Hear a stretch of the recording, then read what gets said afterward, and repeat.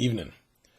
All right, so last week we had the story of Daedalus and Icarus. And the story of Daedalus and Icarus is a good story all on its own. But I did actually choose that one as a setup for this story today. Because Daedalus plays a small, very, very important role in this story. And that is the story of Theseus and the Minotaur. Before we get into the story itself, there's a word that has come up before, but I want to make sure I give a reminder on what exactly it means. And that word is demigod. The prefix demi meaning half. There are lots of demigods throughout mythology, but especially in Greek and Roman myth, you will find many, many heroes and villains, in today's story, who are in fact demigods. Because the gods had sons and daughters of their own, for example, Persephone being the daughter of Demeter, but they would often have sons and daughters with humans, with mortals. The gods were immortal. They were super powerful and would live forever. Demigods, usually, some exceptions, for example, Dionysus, but demigods were not typically immortal. But they were almost always special in some way.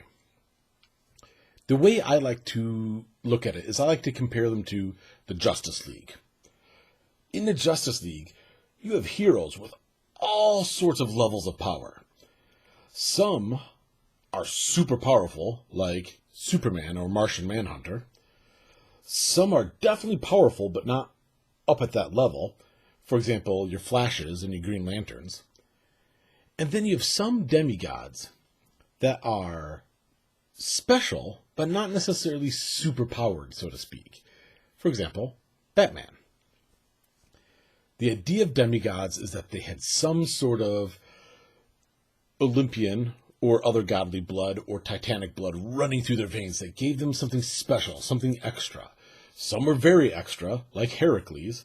Some were not quite as extra, but still in some way always special. And normally they are the hero of the story. For example, Heracles, who you probably know better by his Roman name, Hercules. But in today's story, we're not talking about a hero who's a demigod. We're actually talking about a villain. Also happens to have been the villain from last week's story. And that villain is King Minos. Because for the story of Theseus and the Minotaur, we're going back to the island of Crete. And Crete was this amazing mega superpower in Greek myth. They were a city-state that all the other city-states were afraid of. And one of the things that made them special was, not only was their king a demigod, because Minos was a son of Zeus and a human woman named Europa, but their queen, Pasiphae, she was also a demigod. She was a daughter of Helios, the god of the sun. Not the god of sunlight, which would be Apollo, but the actual sun. Helios is a holdover from the gods before the Olympians, the Titans. And Helios was one of a few Titans that successfully came over into the age of the Olympians. And Helios was the god of the sun, and it was him driving his golden chariot through the sky that gave the world sunlight and warmth. And Pasiphae was one of his daughters. And she was beautiful. And her eyes, they said, held the light of the sun in them. Minos loved his wife and was proud of his wife. And he wanted her to have a palace that was worthy of her. And him, but worthy of her. And so he went to the greatest builder, architect, inventor in all of mythic Greece, Daedalus. And Daedalus made for King Minos and Queen Pasiphae the castle at Knossus. And this palace was level upon level upon level of palace, and it had columns and gardens, and it was just gorgeous in and out, and it was full of all sorts of marvels that only Daedalus could invent. And Minos loved and adored this palace. And he loved and adored the palace so much that it's one of the reasons that he kept Daedalus around later on, even when Daedalus didn't want to be kept around. One of the decorations that you found a lot of in the palace at Knossus were bull horns. All throughout the palace, golden pairs of bull horns. Because it was Zeus in the form of a bull that had brought Europa to the island of Crete to begin with. And so the bull was a very special animal to the Cretans. And so the palace was decorated with a bull motif. But one day, a new bull shows up. Walking over the waves comes a beautiful white bull. And this bull was not Zeus, had not been sent by Zeus. This bull had been sent by a different Olympian, Poseidon.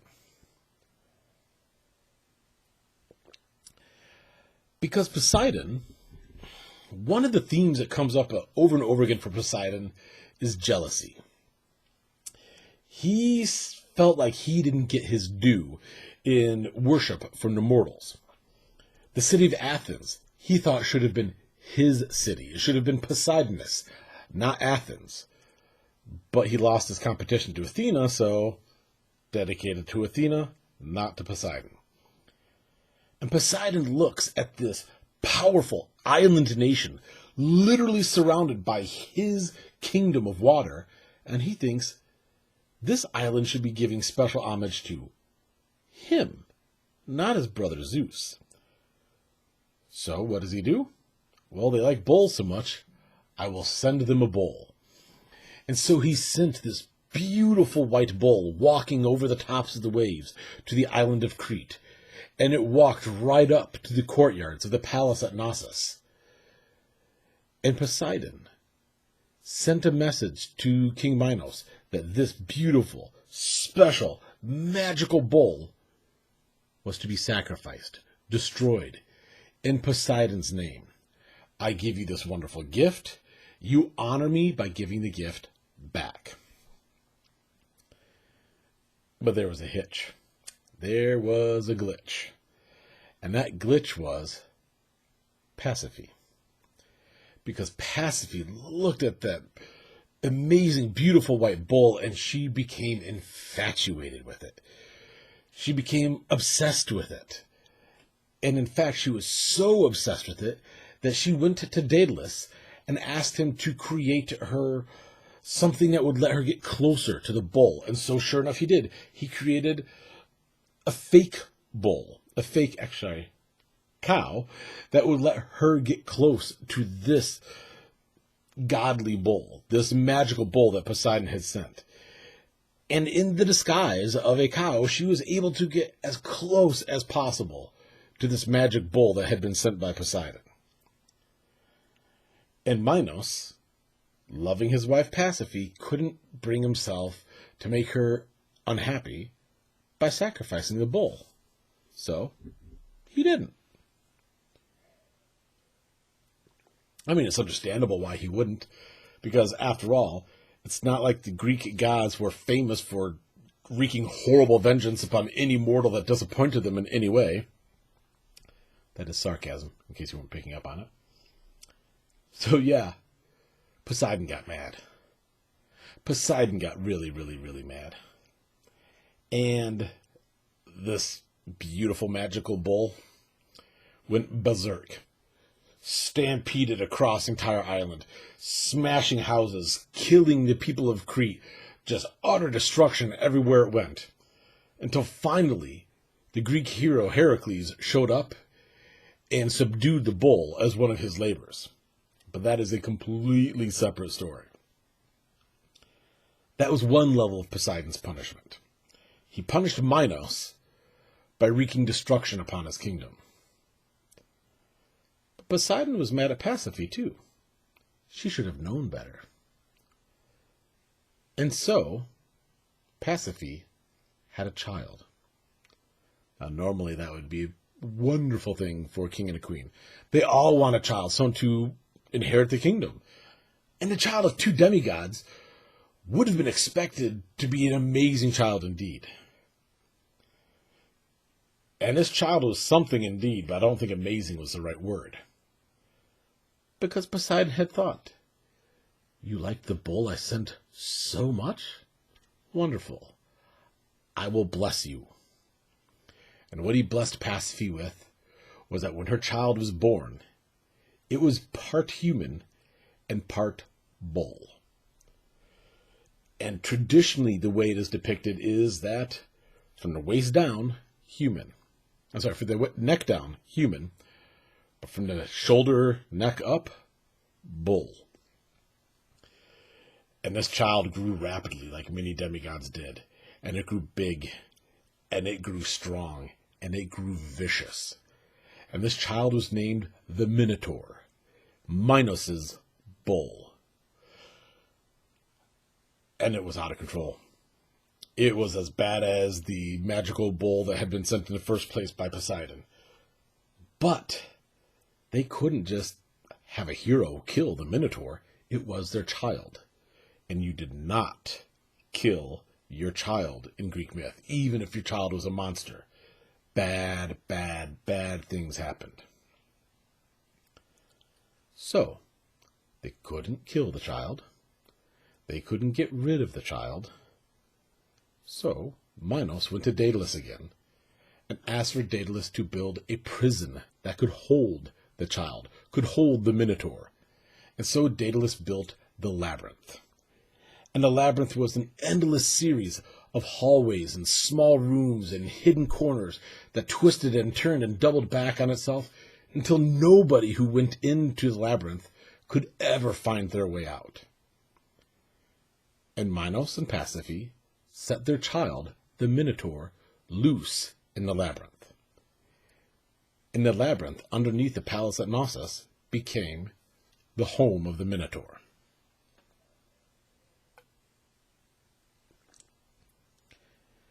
And they largely tried to forget that the Minotaur was even there. But that became difficult whenever the Minotaur got hungry. And when the Minotaur got hungry, it got very, very hungry. And as the years passed, its hunger got worse and bigger along with the Minotaur itself. The Minotaur had become a huge beast, a giant of a man thing, broad across the chest, thick arms and legs, giant horns coming from its head. And when it grew hungry, its roars, its bellows, its stompings, its tantrums would shake the entire palace at Knossus. And so they'd have to feed it. Or him, I should say. And this is where the really bad part, as if having a child that's part human, part bull isn't bad enough, as if having to put your child in a prison underneath your house isn't bad enough. The really, really bad part was what the Minotaur insisted on eating. And what the Minotaur insisted on eating was human flesh. It ate people, nothing else. And they had to feed their child. And so, one by one, any prisoner in the prisons on Crete fed to the Minotaur. But they were running out of prisoners. So Minos came up with a new plan. War. Minos found any excuse he could come up with to go to war with the other kingdoms in Greece, in the entire surrounding region. He would find any excuse to go to war with them and bring back prisoners that could be set loose in the Labyrinth to feed the Minotaur, the bull in his basement. And one of those cities that had come under the sway of Crete was the city of Athens. Another son of King Minos, because the Minotaur was their most famous son, but not their only son. But a son of Minos had been visiting Athens, and there was an accident, and the son died. And when Minos found out that his son had died, he sent a messenger to King Aegeus of Athens and said, "My son died in your kingdom. It is your responsibility that my son died. Now, you have two choices. One, I can send my navy to just swamp you, attack you, pillage your city, and burn it to the ground, and destroy everything and salt the earth behind me, so nothing will ever grow again. Or, simpler solution, every 9 years, you will send me the 7 most beautiful men and 7 most beautiful young women in your kingdom. You will send them to me on a ship. And as long as you do that every 9 years, I will leave you alone. And you don't need to worry. All it will cost you is 14 of your best and brightest every 9 years. This horrified Aegeus, but he didn't see what choice he had. So, a lottery was developed in Athens. And 7 young men and 7 young women who lost the lottery got loaded into a ship. And that ship left the harbor with black sails of mourning above it. And it sailed off to the island of Crete. And it pulled up to the harbor underneath the palace at Knossus. And one by one, over the coming days and weeks, those young men and women were fed to the Minotaur. Twice this had happened. 14 and then 14, gone, to disappear underneath the palace, never to be seen again. And the 27th year, the 3rd time around, was coming close. And the people of Athens were angry, because Aegeus didn't have any children of his own. He didn't have anything to lose to the black sails of their ships. And they were on the verge of revolt. And Aegeus, who was sad that this had to happen in the first place, and worried at what might happen to him, was beside himself when he got some news.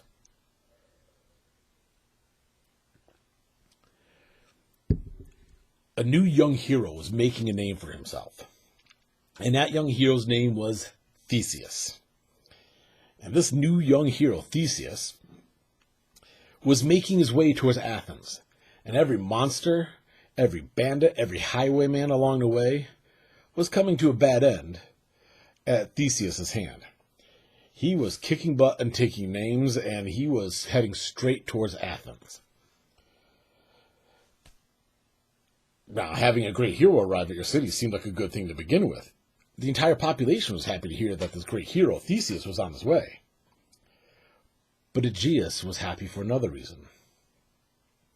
Because this great hero that was on his way to Athens was coming from the city of Treason.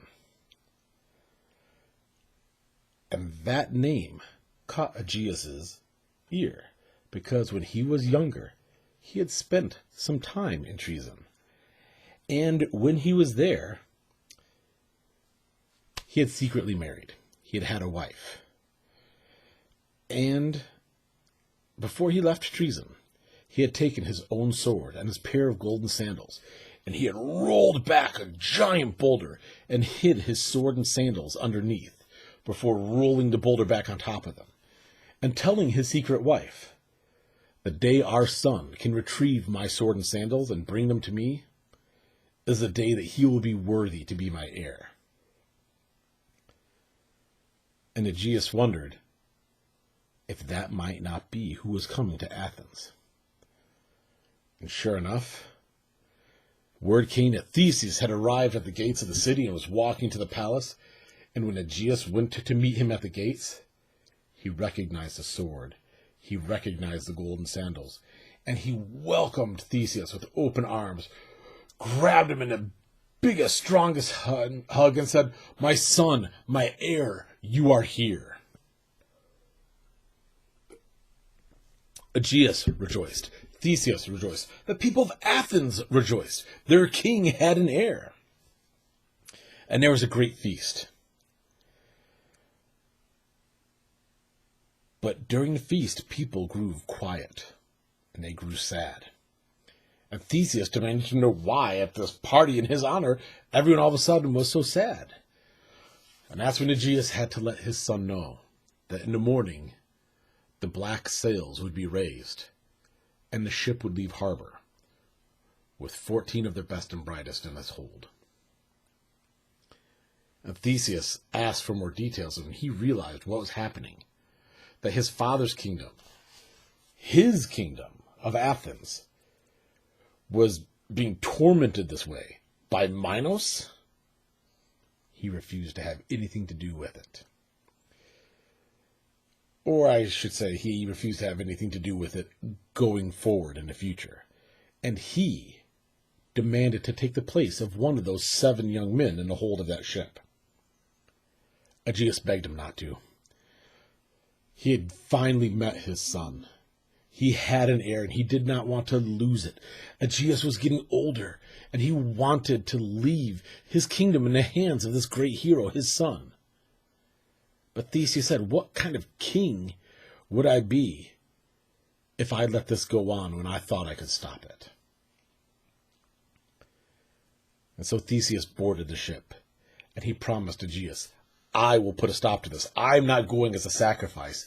I am going as the solution.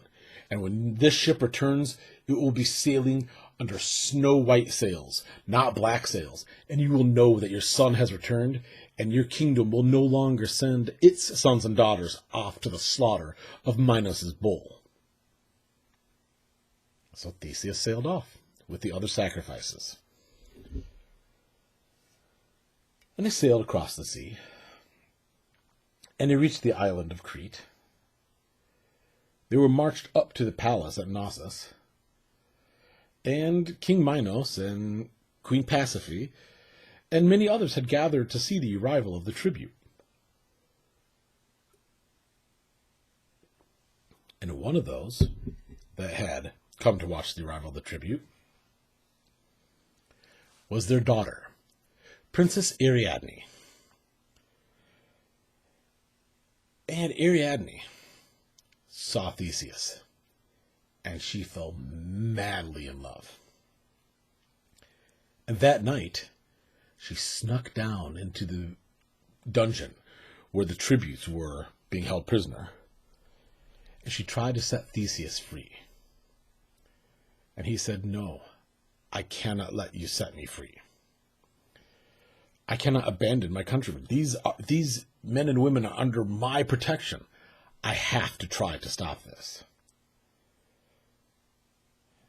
And Ariadne looked at him, and she said, if I help you, it will mean turning against my own father. Do you promise that if you do this, if I help you do this, and you survive, and you escape from here, you will take me with you and have me be your queen? And Theseus said, of course I will. I mean, I would be a fool to pass up a queen as beautiful as you.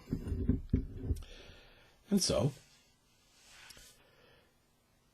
Ariadne went to the one person that she knew who could help, Daedalus. And Daedalus, at this time, had very little loyalty left for King Minos, because he had been a prisoner himself for all these years that the Minotaur had also been a prisoner. And he gave Ariadne a ball of string, and he told her how to use it. And so Ariadne took the ball of string, and that night she snuck down into the dungeons again, and she let Theseus loose from his jail cell, and she handed him the ball of string, and he said, what is this? A ball of string. I'm about to go into an impossible maze, fight a giant demigod monster, and you give me a ball of string? Is it a kitten that is going to play with a ball of string instead of playing with my guts as it rips me open and starts eating me? And she said, no, when you go into the labyrinth, simply set the ball of string down on the floor and it will unroll itself for you. And it will lead you straight to the Minotaur. And once you've defeated the Minotaur, and I am sure, my future husband, my future king, you are the one who will defeat the Minotaur, all you have to do is follow the string back. And so Theseus said, that is exactly what we'll do. And so they went to the entrance of the labyrinth, deep down beneath the palace. And he set the ball of string down at the gate, and sure enough, it began to roll off into the darkness of the labyrinth. And he chased it. And Ariadne went off to make preparations for their escape. And Theseus followed the string and followed the string through impossible twists, turns, ups, downs, all around the multiple levels of the labyrinth. And the string kept on rolling and rolling and rolling for an impossibly long period of time. Until finally, he began to hear the rumbling snores of the Minotaur.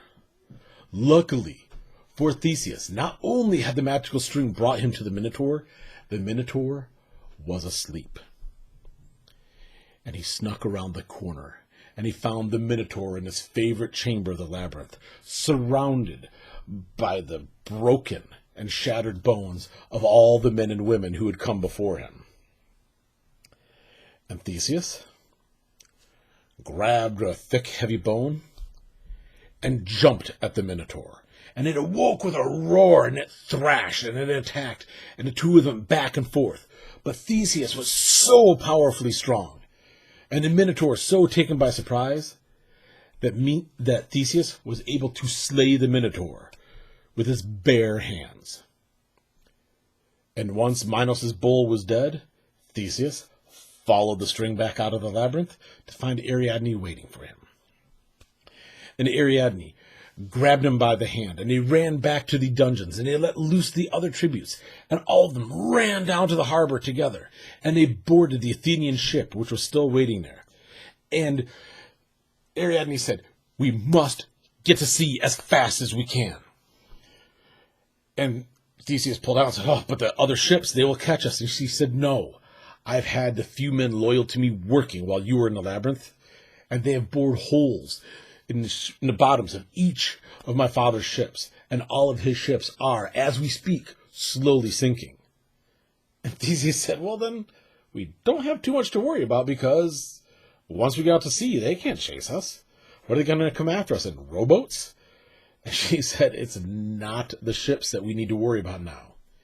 It is Talos, the giant bronze automaton robot that guarded the shores of Crete.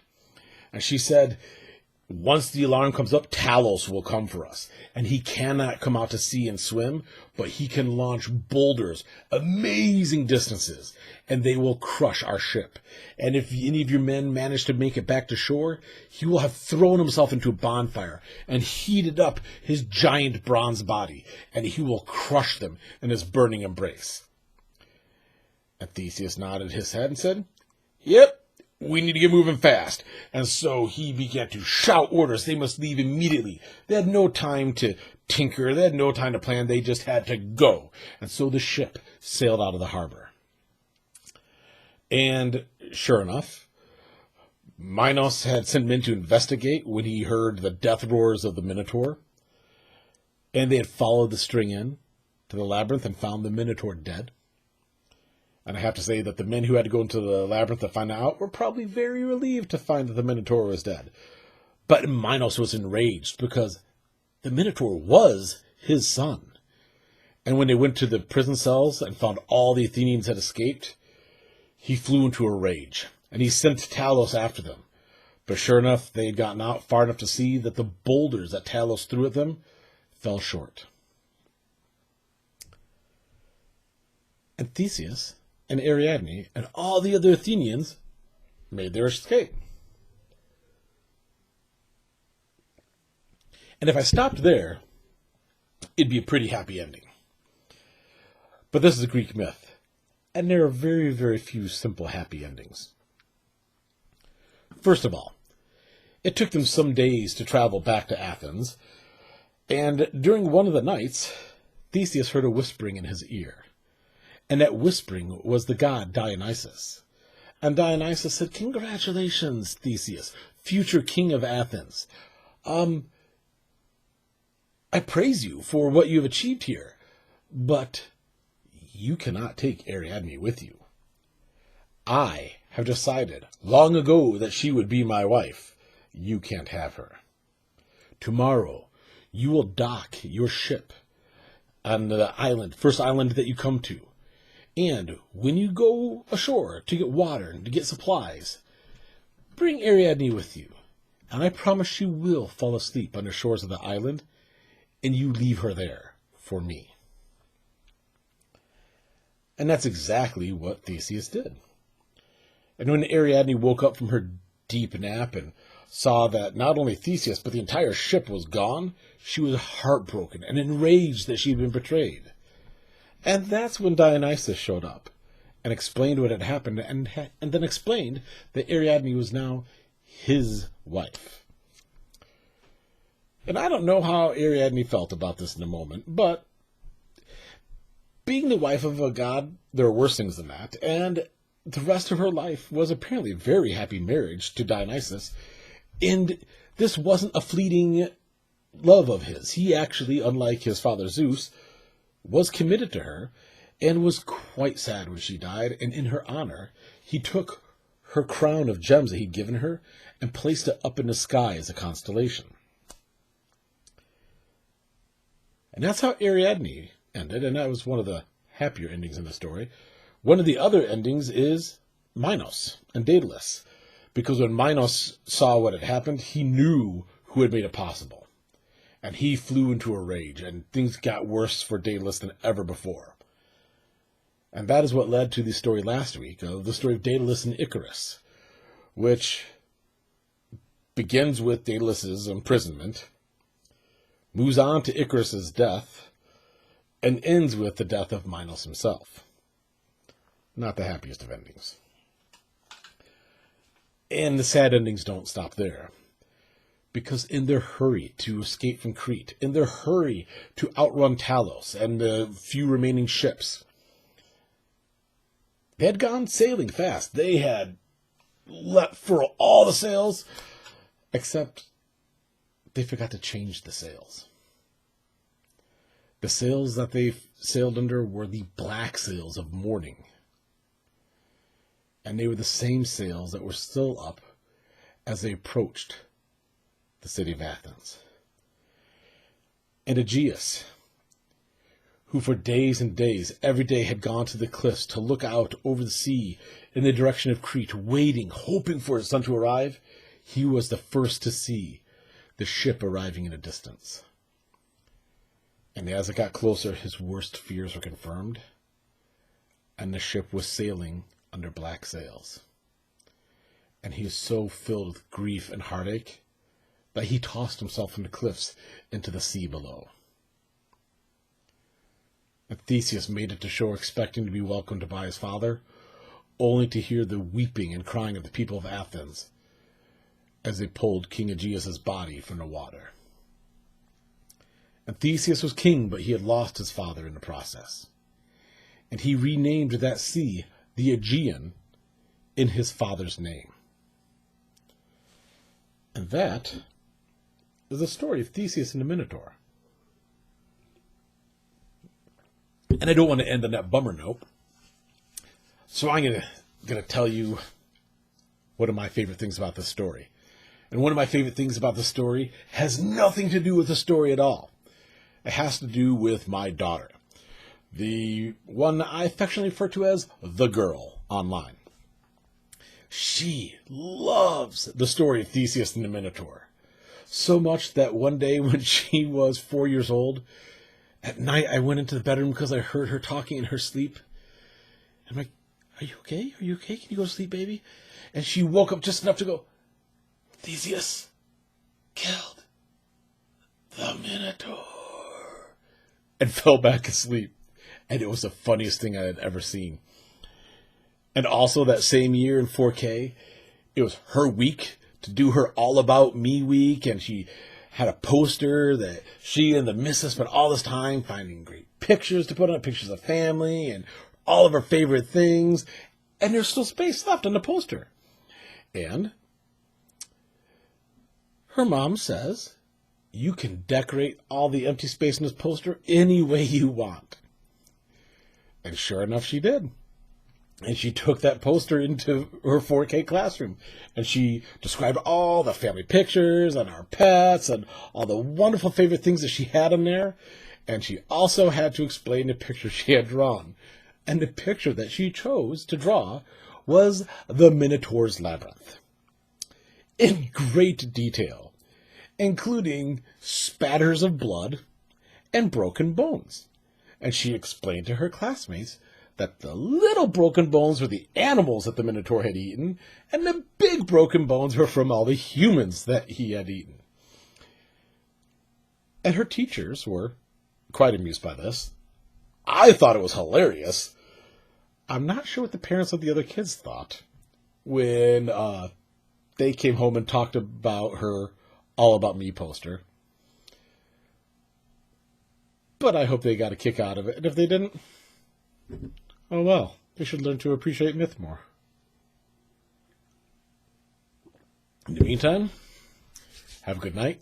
Hope you find some good stories. Bye.